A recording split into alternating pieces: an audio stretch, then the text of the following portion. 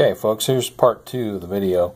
What I've done here is I've taken the keyboard and stripped off all the old adhesive and applied new adhesive to the back of the keyboard, and then applied a layer of wax paper so I can move the keyboard about while I'm getting it lined up.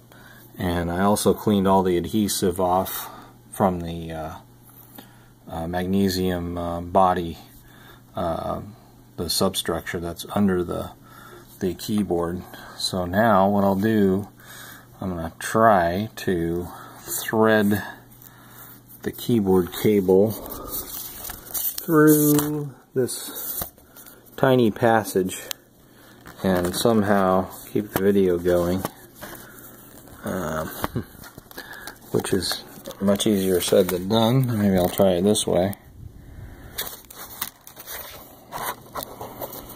This is pretty difficult to do.